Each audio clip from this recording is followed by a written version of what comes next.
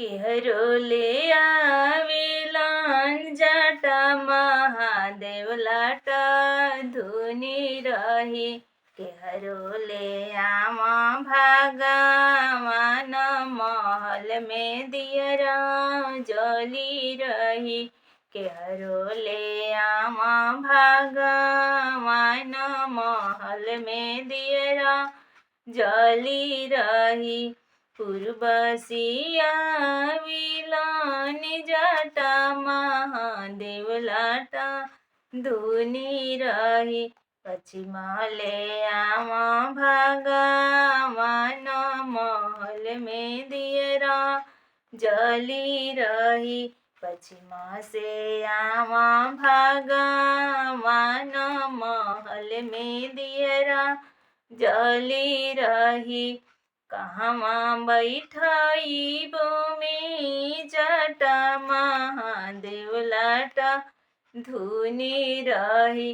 कहवा बैठइबो भागा मान महल में दियरा जली रही।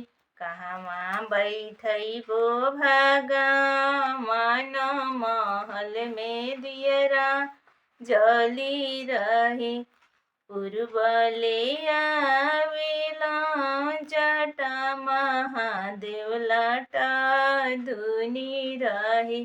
पश्चिमा ले आवा भागा मान महल में दियरा जली रही।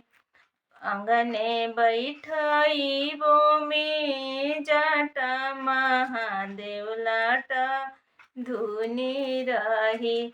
कोहबर बैठइबो भागा मान महल में दियरा जली रही। देवघर बैठइबो भागा मान महल में दियरा जली रही।